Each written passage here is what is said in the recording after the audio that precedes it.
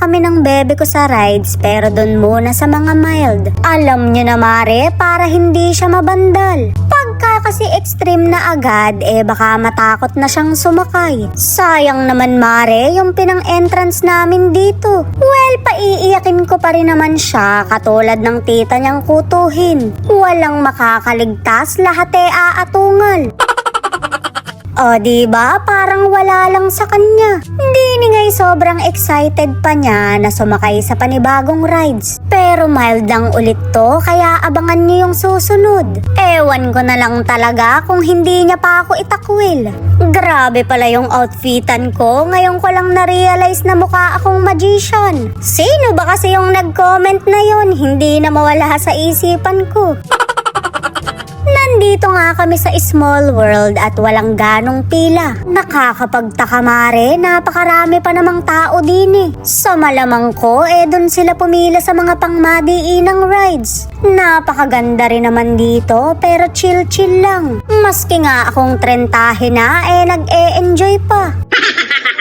Napakaswerte talaga ng anak ko dahil na-experience niya agad to. Samantalang ako mare, 30 na nakatungtong dito. Ultimo Enchanted Kingdom nga, hindi pa ako nakakapunta. Doon kasi palagi yung field trip namin ng estudyante ko, pero wala naman akong pang-pay. Kaya yung mga hindi ko na-experience noon, sa anak ko na lang tinutupad. Pero hindi ako nahahabag, paiiyakin ko pa rin siya.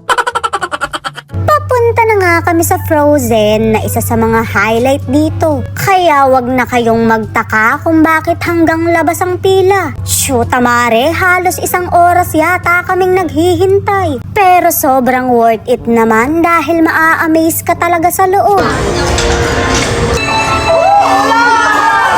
Ay, ganun yun, di ba? Everyone is feeling summer day.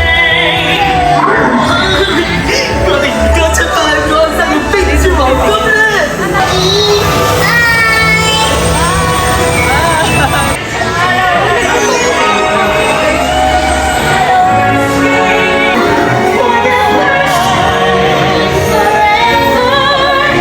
Let's just call it right.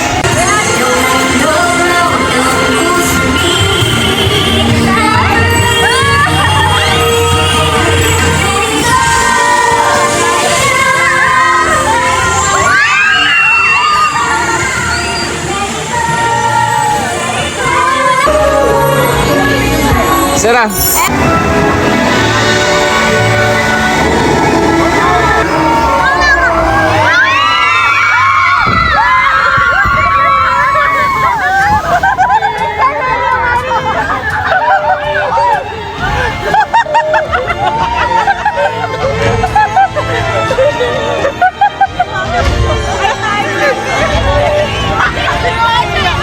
Niya ka na.